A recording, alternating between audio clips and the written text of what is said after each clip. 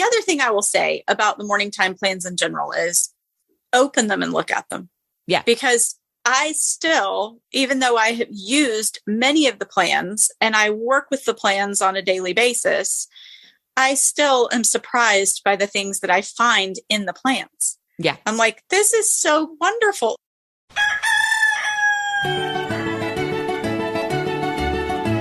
This is Your Morning Basket, where we help you bring truth, goodness, and beauty to your homeschool day. Hi, everyone, and welcome to episode 120 of the Your Morning Basket podcast. I'm Pam Barnhill, your host, and I'm so happy you're joining me here today. Well, on today's episode of the podcast, I am joined by our Member Success Manager, Laney Homan, and we're going to be talking again about how you can successfully use our morning time plans that we have at Your Morning Basket to help you lay out a beautiful morning time for your family. Now, there are some people who like to plan their own morning time. Hey, I get it. I'm a big fan of that myself. But there are a lot of other people who are like, you know what? Just make it easy on me. Just give me some fun plans to follow. And we have exactly that. We have a ton of fun plans for you to follow. Everything from history to geography, seasonal plans, preschool plans, and literature-based plans, and our Catholic plans for our Catholic families as well. Now, as you are listening to this, if you are listening to this right when it comes out, Your Morning Basket Plus, the membership, is currently open for a few more days.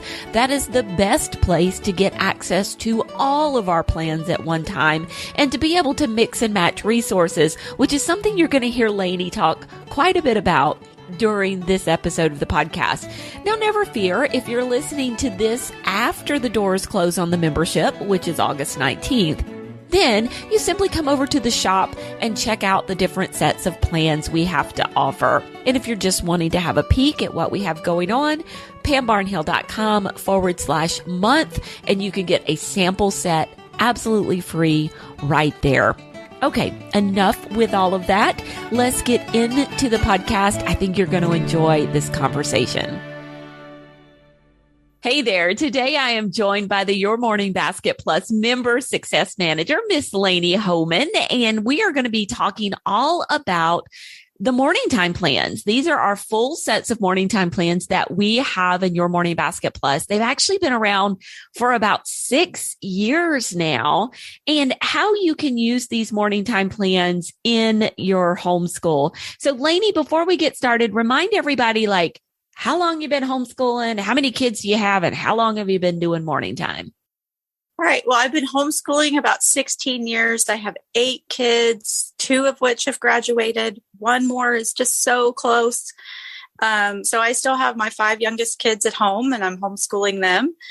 They're almost 16 down to 7. And we have been doing morning time for, I think this coming year will be like our 7th year of doing morning time. Okay. So 7th year of doing morning time. So that means you did morning time before we made plans. So how long have you been using the morning time plans? So I've been using the morning time plans from Your Morning Basket for probably about 3 years in incremental doses. Okay. So when I started using some of the little bits and pieces, it really, I guess I just didn't understand the full scope and sequence of everything that they offered. And so I would kind of dabble in them, but the more that I used them, and then I would look for something else. And I was always surprised by kind of the fullness and richness. And now it's almost all we use. Okay. So that's interesting. So there are so many things to unpack in what you just said. So I don't even know where to start, but yeah, I think that's, well, let's get to unpacking that later, the different ways that you can use it. But first of all, let's start off by talking about what the morning time plans even are for somebody who is completely unfamiliar. And before you started using the morning time plans, you really were planning out your own morning time, right? I was. When I first started doing morning time, I was really focused on utilizing resources that I already had on my shelf that maybe I had purchased And then in the daily box checking, just we really didn't get to some of those kind of things that were full of truth, goodness, and beauty because they weren't set as a priority. They were always kind of highlighted in different curriculum packages that they may have come in as kind of like, these are the add-ons, these are the extras, these are the electives.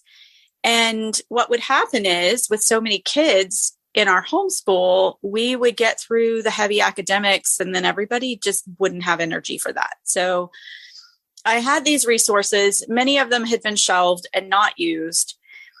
And then as I kind of decided that we needed to change direction and what we were doing, because it just wasn't working.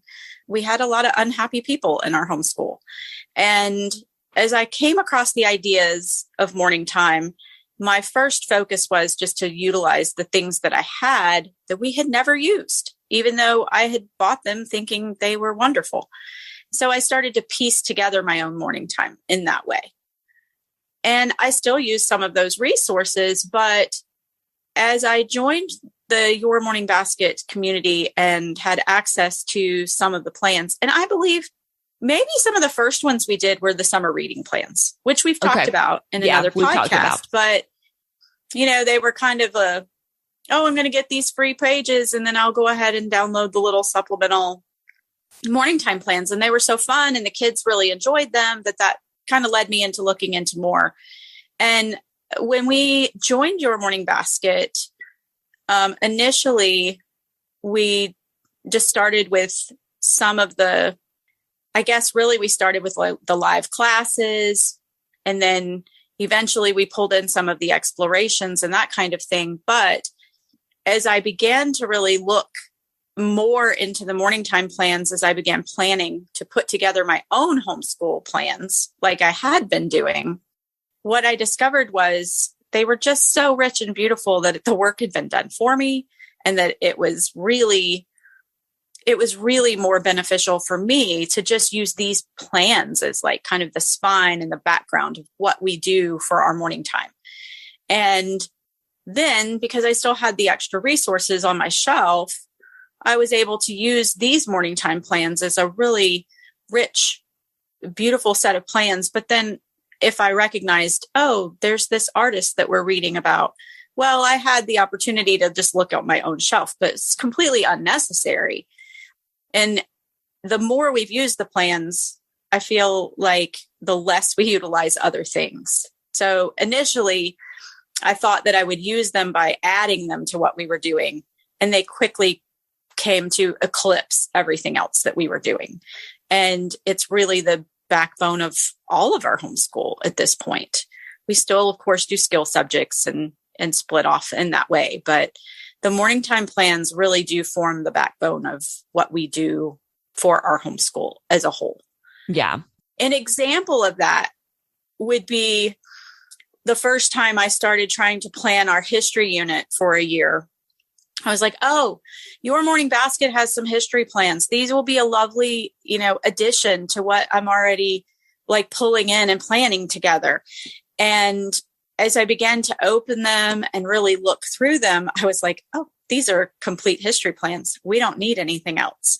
And that year, I just dropped all of the other, things that I was planning on buying and pulling together. And we just used the history plans, and the book lists were so rich. And it was a great year of history. We used the ancients. I think we used the second semester ones. Term 2 is we were ready to study the Romans. And that was the set that the Romans were included in. And very quickly, I noticed that even the resources that I had that I was like, I already have this, I'm going to use it. My kids were so much more interested in the resources that we found in the history plans that I really did. I just stopped using everything else. And boy, did my life become simpler. I always like to overcomplicate things. So it became so much simpler whenever I just started like trusting the plans and saying, these are really complete. Like I said, when you add the books that are suggested in the plans, it really rounds out to be something quite beautiful. Yeah. So when we started creating these plans years ago, like I said, they've been around for about 6 years now because the membership itself has been around for 5 years. We have some members who just had their 5th renewal. And so the plans were around for about a year before that. And what we wanted to do in creating these plans was we had so many moms who were saying, I want to do this morning time thing. We had a resource out there to help them plan their own morning time, but we had moms saying to us, could you just plan it for me? Could you just tell me what to do? I mean, I like to plan. I know Laney likes to do a little bit of planning, but believe it or not, there are a lot of homeschool moms out there who just don't get the same thrill that we do out of creating plans. And so that was really why we started putting together all the different kinds of morning time plans. And we started with the seasonal set. So just to kind of talk about what we have, we do have seasonal sets of morning time plans, which I like to say are little additions of the truth, goodness, and beauty that you can use on top of the other things that you're doing. So it's just the right amount of material. You use it over a season. So it's about, when you divide it up in weeks, it's about 7 weeks of material, though we do have a loop schedule in there. So you don't have to divide it up in weeks if you don't want to. And it's great if you are even like a school at home, school in the box kind of people, and you're just looking to add a little bit of art, music, and stuff to your day. They're really wonderful. We have our history plans, which Laney was talking about just a little bit earlier, and we're going to dive deeper into as we go. We have our literature-based plans, which are about, I was talking to Jessica about these today, and these are about different worlds that are out there. So like you enter into the world of The Hobbit, or the world of Green Ember, or the world of Anne of Green Gables, or the world of Peter Rabbit. We have our reading program plans that Laney and I have chatted about before, our geography plans, which are our newest set, which take you all around the United States. What am I forgetting? Our preschool plans, that's another set. Am I forgetting something else? Our Catholic plans. The Catholic plans. Yeah. That's what I was going to say. Yeah. And that go along with the liturgical year and different things like that. And so, what we really tried to do was help the mom who wanted to do morning time, but did not want to plan things out. Maybe it's somebody who, unlike Laney, doesn't have tons of resources on their shelves. Maybe there's somebody who's newer to homeschooling, so they don't have this huge collection of resources that they can pull from. And they just want someone to point them in the right direction. And then after we developed that, I think one of the best things that has come out of the morning time plans is Jessica's ability to choose books. Absolutely. Her book lists are phenomenal. It has become the first place that I look for books. Even if I'm not planning on using a full set of plans for something, if I know we're going to be covering something that the plans cover, the first place I go is to look at the plans and pull the book list. And we use our library very extensively. I know that not everybody has a great library system, but I think that her book lists are great. And she offers so many varieties and suggestions that you don't have to have all of the books by any, like we couldn't. Again, going back to those history plans, even if I was able to find all of the books at my library, I wouldn't have time to read all of the books that are listed, and they're not necessary for a complete experience. But you know that if the book is on that list, it's going to be something that you can kind of trust and lean into a little bit. Yeah. So Jessica Lawton writes all of our morning time plans that are not the Catholic plans. Jenny Shaw actually is our author of the Catholic plans. Jenny has a blog at barefootabbey.com. You can check out her other liturgical resources over there. And she is our Catholic plans author, but Jessica Lawton writes everything else. And she was in real life neighbor of mine, and we started getting to know each other. And I walked into her house one day and it was like a library. She has a passion for children's books and good children's literature. And she just really has a gift to me, she kind of does the medium ground between She's not afraid to dabble in the older books, the more classic books, something like you would find on like an AO website or something like that. But then she's also really not afraid to find the great modern books, the latest and greatest things that are out there that are like what you would find on a read aloud revival book list. And to me, Jessica just really, and I go to both of those book lists. Don't get me wrong. Like I'll, go search for a resource on AO or I'll go search for a resource on Read Aloud Revival. But to me, Jessica marries the best of both worlds and gets, all of those books. And I will tell you that with the history book list, we do put way more books on there than what you could ever read. And the reason is we want people to feel comfortable. We want to give book suggestions that might be in any library.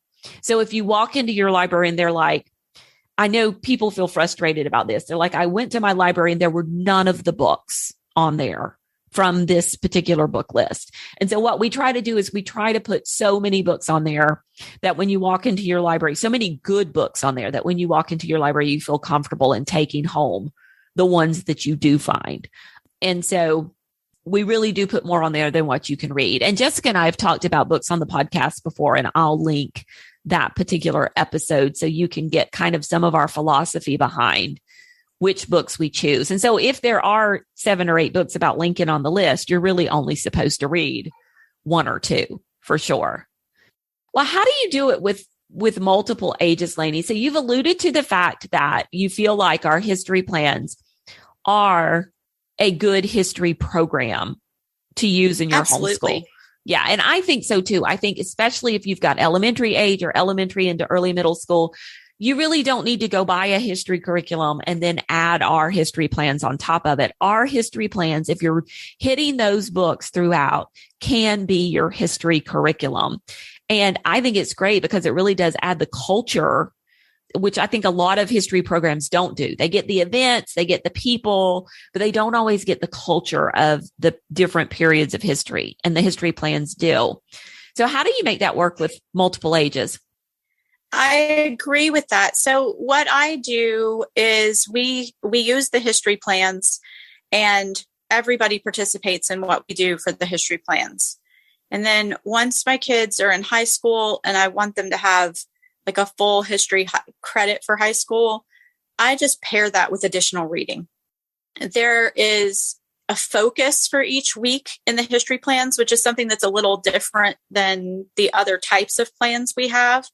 But each week in the history plans gives you kind of a topical focus of what you're going to be looking at. So, for example, in the Middle Ages, then, it breaks it down by week, and it's going to tell you, you're going to look at the first Christians in week 1. And week 2, you get early Britain and Beowulf. In week 3, you get monasteries and monks. It breaks it down by a topical thing so that you can easily pull resources for an older child that needs even high school credit. So we'll have a spine that they might read independently, and they might have some writing projects to do. But again, that place that we can all come together and be discussing the same topics and the same ideas that they've researched on their own are going to come from the morning time plans themselves.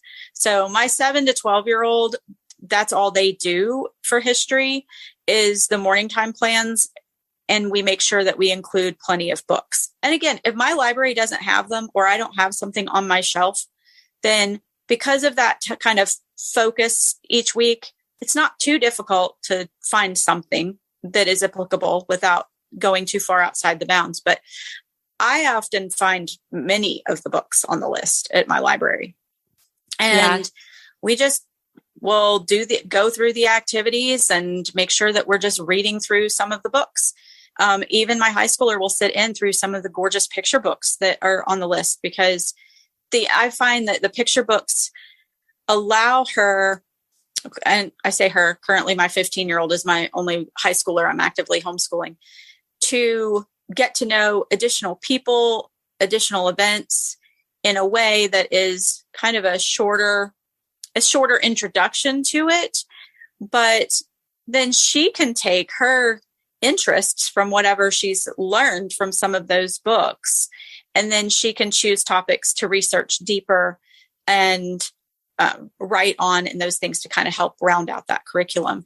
But, for the most part, like I said, my 12-year-old all the way down to my 7-year-old, we use the history plans is standalone history for our homeschool. We don't add a lot to it, as long as you have the books to go with it, the activities and the different art projects. And like the history plans include art.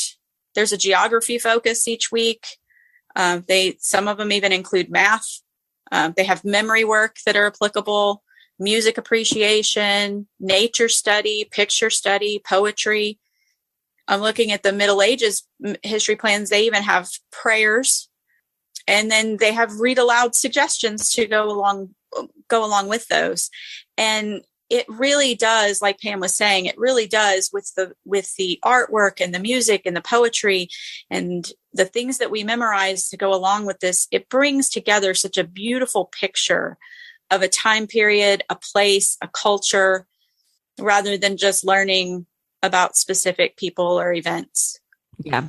And then the books, like I said, they really do help to bring you into, there's lots of biographies and lots of books that just kind of dive deeper into the subjects that you're discussing. So one of my favorite resources to pair for like a middle school age kid. So elementary children just do the morning time plans for history. Middle school age children do the morning time plans and add on one of the IEW theme-based writing programs, one of the history theme-based writing programs, because all of those example essays and different things that you're using in there, they're learning so much content and they're reading so much. They're getting writing, they're getting history, and they just make a fabulous companion to those morning time plans. So for me, middle school, we're reading all the books and the plans. We're doing the morning time plans, and then we're doing that writing program alongside. And you're killing two birds with one stone, which is a horrible saying, but love birds. I'm chuckling a little bit because Pam, we actually do the same thing. My daughter this year used the the upper level theme-based Middle Ages writing program to go, and she was doing middle-aged history. And it shockingly, for a writing program, it really does add quite a bit of knowledge and depth. And then, especially for the older kids, it's walking them through specific topics to research and write papers on. So it is a very good pairing for sure. Yeah. That is one of my favorite pairings right there, is to use those morning times plans along with that writing, the writing program from IEW. So let's talk a little bit about, I'm thinking about doing this. I'm a mom. I've got some kids. I'm thinking about using these morning time plans. You've touched on a little bit of what's in the history plans, but how do you schedule this into your day? Do you, Laney, like to use the loop schedule or the block schedule? I definitely use the loop schedule. My life is not conducive to blocks. We block schedule I think of it more as like term scheduling. Yeah. If we're talking about block scheduling, like I do this on this day, I do this on this day, that doesn't happen in my world. I can write it out and my weeks are going to get turned upside down. So we are definitely loop schedulers. I usually combine more than one set of morning time plans when I'm planning my morning time. I have been using the new morning time planner and journal to pull those resources together, and that gives me a place to do it very easily. My family has really latched onto the explorations that we offer, which we're not really specifically talking about today, but they love the monthly topics, and it's just fresh and new every month. It's very fun. And it just gives them something to look forward to. It's like the treat in their homeschool day. And I pair the exploration with another set of plans in our homeschool. All of our content subjects come from our morning time at this point. Our skill-based subjects are taught separately and like on an individual basis, but everything else, we pretty much bring everybody together and cover it in a long morning time. Okay. And can we touch just a minute on the difference between skill-based subjects and content area subjects? Because I think you've mentioned this a couple times, and I want to make sure everybody understands what we're talking about here. So skill-based subjects are subjects like math, composition, handwriting, learning to read. Those are the subjects where your kids enter in at a certain point and they progress along, they master these skills, and they're going to use them later in life to learn other things or just to function as adults. Whereas content area subjects are subjects like history, science, literature, all of the fine arts. They are equally important subjects in our homeschool, but your kids don't have to quote unquote start at the beginning and move along a prescribed path. They can dip in and out of these content area subjects based on what you're planning each year, you combining your kids, what their interests are. And they basically are using these content area subjects to learn about the world around them, to learn truth, goodness, and beauty. And knowing the difference between the two kinds of subjects gives you a flexibility in your homeschooling. Because, a lot of times when we think about school and we think about third grade, the third grade classes do X, Y, and Z. But really, there's no reason in the world why the third grade classes have to do X, Y, and Z. They really could do A, B, and C instead. It's just somewhere somebody determined that third grade was the year to do X, Y, and Z. Third grade's the year to study American history and to study botany and things like that. But really, you could be studying ancient history and chemistry. So, or ancient chemistry, which, would be a great combination. So, I think that's such an important distinction because you've mentioned that a couple of times, and that's really where the morning time plans shine. Yeah, it really is. Like I said, all the things that we can do together. So, and the morning time plans for me, so we've talked about the history plans, and this is the same for like the seasonal plans and stuff. But when I used to plan my homeschool, and I was like, oh, we need to cover history because that's a subject that we're supposed to cover, right? And then we would, focus on events and people, kind of a timeline. None of that is wrong. It's just that, but anything else, like there and everything else was kind of considered like these add-ons. So music, well, that was an elective that you would add to whatever you were doing. Art, it was an elective that you added to whatever you were doing. I think the beautiful thing about the plans for me is that it really pulls all of those aspects in together. And in our history plans, yes, things are generally centered around a particular history or like time period. But in things like our seasonal plans, for example, we have all kinds of things that are just scheduled in that I feel like usually get bumped to the periphery of any homeschool curriculum that you buy, but they're really building upon the same types of things that you're wanting to focus on, but they pull in the extra things rather than having them be extra.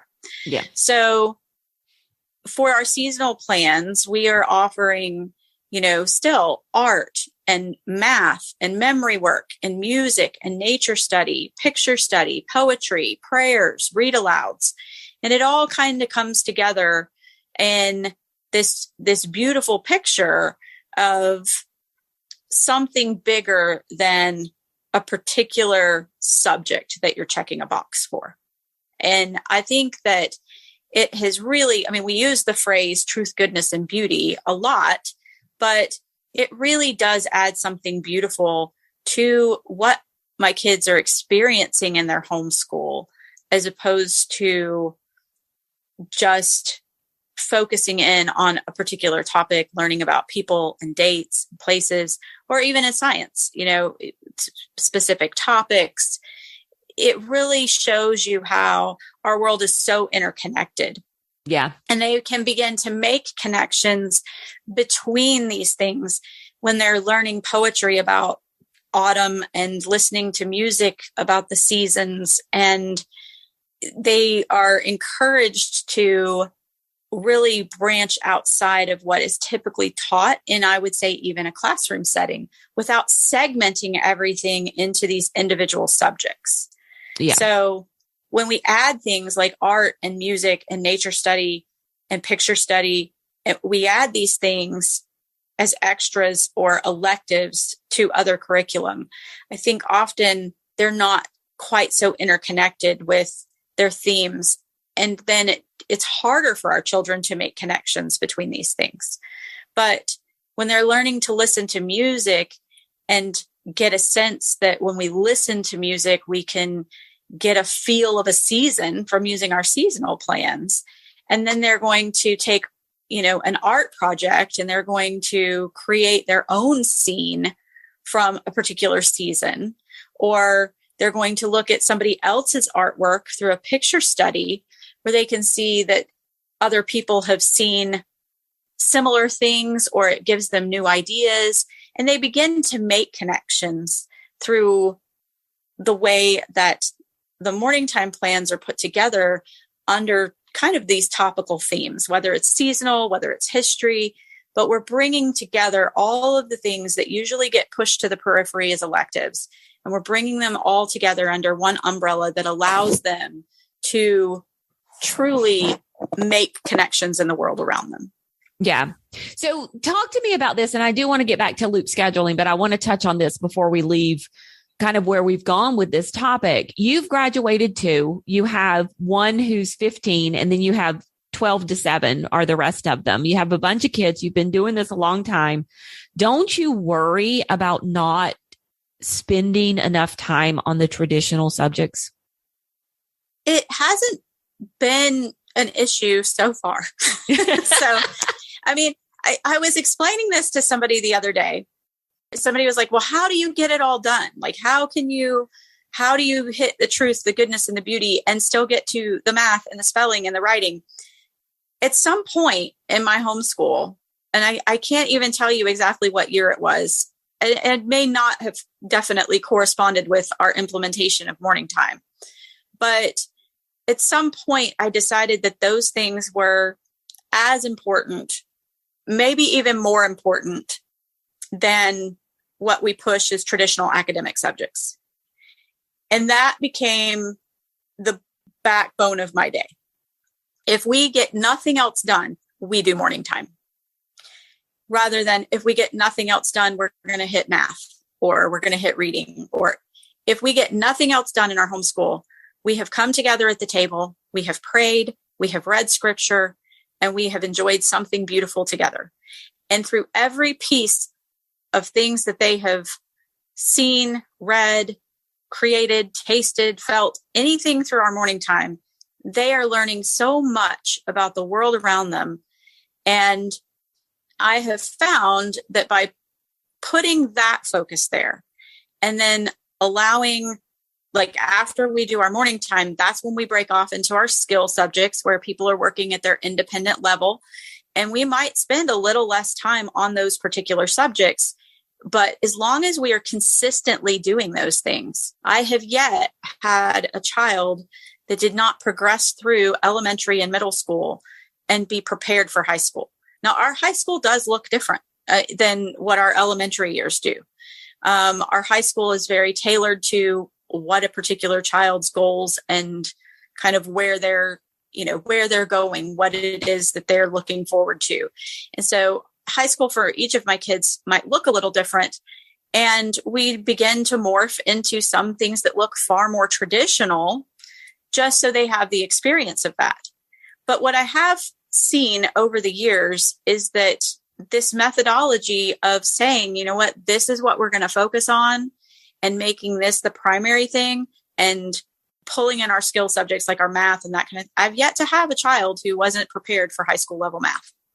I've yet to have a child who could not engage in a high school level science text. It has worked. And I know that people have probably heard me talk before. I have 8 kids. We have a variety of neurodivergences in our family. We have giftedness. We have learning disabilities. We have sensory processing disorder. There are all kinds of different needs in my family.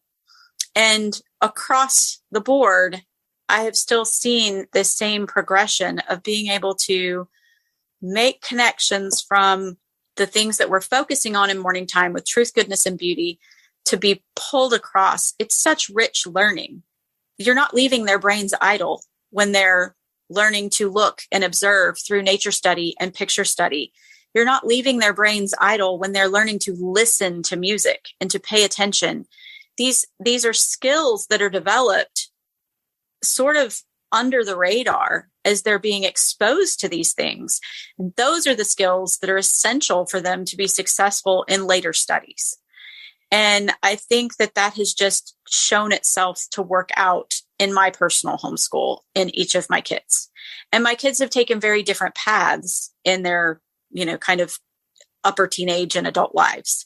And yet I still see this commonality that they all experienced. And it has brought them each to a place where I think they're comfortable with, and nobody had a crisis once we got to high school or when I threw something at them that was a little bit more traditional. Yeah. They were able to use what we had done and, kind of bring that along with them. And the beauty is you were able to survive as a homeschool mom because you were able to combine them all in those younger years for all these subjects. Yeah. And let me say, just as a side note, I did not start out that way. I was advised to combine my kids, but I knew better. So like I said, I like to plan. I like to overcomplicate things. There were years in our early homeschool where we were using curriculum that was designed to combine multiple age students. And I was like, this just won't work for me. And I would still insist on doing all of the individual levels for things that were intended to combine. And it was insanity. And it didn't work because I'm one person and I only have so much capacity. Yes. And so being able to pull your kids together, sometimes it's a challenge. I'm gonna say it took me a lot of years to be able to get there, because when you have lots of small children, or you have kids that maybe don't get along so well, or you have constant disruptions, sometimes it feels like the effort of doing the morning time is more than it's worth. But keep going, persevere. Yeah. It is so beautiful when you finally get through some of those things. And I know, I don't know if it's Misty Winkler or Sarah McKenzie, somebody talks about like how those characters that are being developed, that's actually the lesson for the day. Yeah. When you're struggling I think that's through some Lena of those Sutherland. things. So yeah, I think that's Lena with the sibling relationship lab. Yeah. That's okay. Yeah, that's your morning time is your training ground. Yeah, we had a podcast about that. Okay, but back to the plan. Yes. So the loop schedule, and thank you for that answer, because I do think that's a concern that people have about, like, if we spend all of our time doing all this truth, goodness, and beauty stuff, when are we going to learn the stuff we're supposed to? And it is the stuff we're supposed to be learning. We just don't know it yet. But with the loop schedule, I mean, that's my favorite way to do it too. And so we do offer both of the plans. We do offer the more traditional schedule that says on Monday, we're going to try to do poetry, and on poetry and math on Monday, picture study on Tuesday, music appreciation on Wednesday, certain days for certain subjects. And we kind of keep them the same across all the plans, so that when you start branching out and doing different kinds of plans and multiple plans, you realize that if that's the way you function, that we always have you doing nature study on certain days. But the loop schedule's my favorite, because my life, kind of like you, just never functioned in that I'm going to do this on this day, because something happens on that day and then I get behind, and then that just freaks me out. And so Absolutely. I follow the loop schedule instead. Yeah. The loop schedule was a game changer for us. And I think, there are times whenever I do have to kind of look at our week, and I'm like, even if we're following the loop schedule and I know we're going to get to this, I can see very clearly, like, oh, we're supposed to do this art project on Thursday, but we have an appointment, or that's going to, if nothing crazy happens, this is where we'll end up in the loop. And I know we are not going to have enough time. I can move forward in the loop schedule and then come back to that on a day that we where we have a little bit more time, or, if we want to go for a nature walk and it's rainy, or so, I find the loop schedule easier to adjust. Yes. And then I can just mark off, I've done this. We can go back in the loop. We can go forward in the loop, and nobody gets too upset. And now the other way that I have actually used these, and this is not a way that we've really ever talked about for scheduling, but I think I did this last fall when we went through the fall 3.0 plans together in our community. My kids really started to kind of enjoy, like, we would listen to the music. I think we did Mendelssohn. And there was such an interest in that we ended up doing all of the music in 1 week. Like every day we met, we just focused on the music. And I think that in some ways stuck with them, because we spent an entire week listening to Mendelssohn every day and talking about him and reading about his life. And then, when we moved to art and we did Angelica Kauffman, is the same thing. Every day we looked at her work for, a week or whatever. And then, at the end of the week, they had fun recreating some of her artwork, those kinds of things. So the plans, while we do offer like the block schedule and the loop schedule, you can think outside the box for what works for your family. And so that was a really fun way for my kids to do that. Like, if there's a particular nature study topic, we might just take a week that's going to be really nice, and we'll just hit all of the nature study stuff and just like spend our whole week in the fall, like outside, because the weather is so gorgeous, and we're still doing school and we're still like covering some of the things that we need to do. So I'll grab a couple of books from, the topic for our nature study, and we'll head out to wherever we're going to go, and the kids can bring their little journals and colored pencils. And we might do that for several days in a row, covering the different topics rather than spreading it out throughout the loop. But again, the way that the loop schedules work in the community, when you have the plans and we have the tracker, it's really easy to keep track of what you've done, because I can quickly go in and mark off, I've done art. We did art every day this week, and I can easily check off art from week 1, week 2, week 3, week 4, even though we didn't do it over the course of 4 weeks. It helps me see what I have accomplished rather than what's next. Yeah. If that makes sense. I love that. And then I can kind of pick and choose according to the kids' interests. And I don't have to have it scheduled out day by day, because I know, like, over the course of this time period, this is the set of plans we're going to focus on. Yeah. I love that. I love that because, okay, so first of all, I was a loop skipper myself. Like, I would be working my way down the loop, and I would get usually the art project, and I would say, oh yeah, we're not doing that today. So we would skip it and come back to it. Sometimes we wouldn't come back to it, and I just wouldn't tell my kids.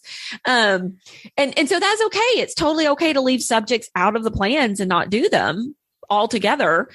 But I love the going through and saying, okay, this is art week. We're going to do all the art this week. And this is like, it's going to be a beautiful week outside. The weather's going to be great. We're going to do all the nature study this week. So I love that approach as well. And I think that's the beauty of the plans, is how flexible they are, Absolutely. So we've been going for a while. I want to touch on a couple things before we kind of leave, because this has been such great information. So one of the things I wanted to touch on is, history plans. That's what they're about. They are, sometimes people wonder, like, are these Catholic friendly? Are these non-Catholic friendly? Like, who are they good for? Because, there's always a worldview embedded in any set of homeschool curriculum, quite frankly. Even if they say there's no worldview, that's kind of a worldview. And so just to touch on it, our history plans are ecumenical. I am Catholic, and then Jessica Lawton, who writes our plans, is not. She's actually attends a Reformed church. And so we have made sure that even some of the stickier time periods are covered with a respect for everyone. And so if that's something that you were wondering about, I just wanted to answer that question for you. And then the seasonal plans, we say that they are loosely based around a seasonal theme. So it's not that every piece of art, everything that you do, everything that you look at is going to be about that season. We were joking in the community the other day about having pumpkin spice plans. So when we say fall, we promise that it's not pumpkin spice, everything in the fall plans. Actually, Laney was just talking about the fall 3.0 plans, which include Angelica Kaufman and Mendelssohn, which are not necessarily fall, topics, but I think the poetry and some of the books are some of the things that are mostly seasonal. Yeah. And I think the nature study stuff probably tends to focus a little more seasonally. And that's true. And the other thing I will say about the morning time plans in general is open them and look at them. Yeah. Because I still, even though I have used many of the plans and I work with the plans on a daily basis, I still am surprised by the things that I find in the plans. Yeah. I'm like, this is so wonderful. Like, I didn't even know this was here. I'll open up a new set of plans and I'm just like, oh, how fun this is. I'll have a preconceived notion about what I think is going to be in the plans. And sometimes I'll either be like, oh, yes, I'm really excited about this. But sometimes I'll be a little bit skeptical about oh, you know what? I'm not really interested in the seasonal plans. We don't need to do those. The first set of seasonal plans I did were the ones that we did with the fall 3.0 last year for the walkthrough. I had used some of the other types of plans, but that was the first set of seasonal plans I had done. To be honest, seasonal plans just didn't jump out at me as something that I was super interested in. And I never opened them to look at them. And since we did those plans, they are something that I plan consistently now. Yeah. Because they were so rich and so wonderful. And they had such a variety of ideas. And like you said, it wasn't all things pumpkin spice. Though I chuckled as we were talking about that in the community, because again, it's always the surprising thing. Dig a little deeper, because we do have, I think somebody mentioned that we have a pumpkin week in our holiday plans. We have pumpkin in the week. Holiday plans, and how fun. I mean, It's not like we're going to talk about pumpkins for a 7-week term, but for a week that certainly gives you a place to kind of pull in some activities. I know when I was looking for things for the 4th of July, we were able to, we had some 4th of July holiday plans. Our geography plans, actually, up in the Northeast, they had a lot of really rich stuff that would be associated with Independence Day. And so just looking through them. And that's the other thing we haven't really talked about today is the geography plans. That's actually what my family is going to be utilizing this coming year. I haven't used them yet. I have been so excited about them. Well, they're kind of new. They only came out last year. They are. Right. Yeah. And so I've seen a lot of chatter in the community about people that are wanting to start using the geography plans this year. And that my family is one of those. So I'm very excited about that. And again, I think, like you said about the history plans providing that cultural influence, the geography plans are written to really help you kind of get a sense of the culture of a region. Yeah. To understand it a little bit deeper. Same thing for the literature plans. One common question we get about the literature plans is, where is the reading schedule? There is no reading schedule with the literature plans. They're usually about 4 weeks long, and they are designed to immerse you in the culture and the world that the book is set. It's designed to help really kind of broaden the atmosphere of that book for you. And you can read the book at your pace. You can read some, then do the plans alongside. You can do the plans before or after.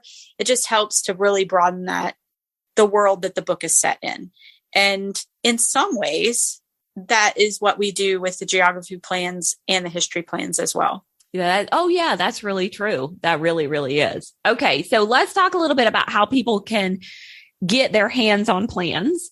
So when this podcast comes out, our membership, Your Morning Basket Plus, will be open. And Laney has alluded to this a number of times today. Like, she uses a bunch of different kinds of plans. She uses our Morning Time Journal and Planner to put it all together. She picks and chooses from the explorations and all the things. And so if you are a person who you would like all the things, you want to mix and match, you want to have access to everything, you want to have access to kind of the support we provide in using the plans. We are going to go through this year. We're doing our fall set in community. So we call it Morning Time Together in Community. We're going to work through that fall set. We have some extra fun and games, some bingo, ways for your kids to get involved. You can join Your Morning Basket Plus. And so that is available. It is open in August, from August 11th through August 19th. That's when you can get in there, and then we'll be closing the doors and supporting you as you learn to use these morning time plans. We've even got some fun things for mom this year, and a way for mom to win some prizes and some extra little workshops and stuff like that. If a membership is not your thing, and I totally get that sometimes it's not, for a variety of reasons, then we do have the individual plan sets available in the shop. And so you can just go into the shop and you can purchase an individual set of plans and try them out, use them. When you're done, come back and get another set, or use them as I want to try this out and see if maybe I want to join the community, join the membership on down the line. And we'll be opening that again in January for the second semester. So lots of different options there. And if you're like, you know what, I just want to see what it's all about, we have our free month of morning time plans at pambarnhill.com/month. And you can try those out there. And that's just it's a general sample, kind of a lot like our seasonal set of plans. It's about 3 weeks worth of materials.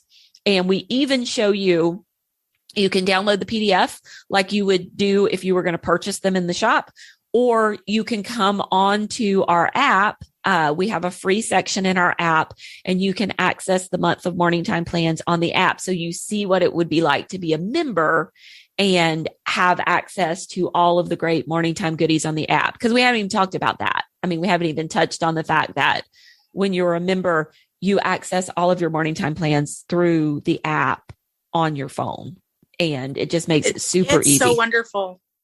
I love having everything in one place rather than having multiple files that I have to access. Everything is accessible right there in the community. The links are in the community. Videos are embedded right there. Yeah. So it's great. So, yeah. You don't even have to go to YouTube and see the smarmy comments or anything like that. You could just watch it all right there in the community. So it's great. It just makes it fabulous and easy access. You don't have to remember where you downloaded the PDF or anything. All you need is just right there. So, well, Laney, thank you so much for coming on and sharing with us today more about the plans and how you use them and what they're all about. So I hope this was helpful to everybody out there. And if you have any other questions that we haven't answered, you can always email us at info@pambarnhill.com, or do come over to the show notes for this episode, and we'll have a link to the free portion of our community there. Whether you ever buy anything from us or not, this is a place for homeschoolers off of social media.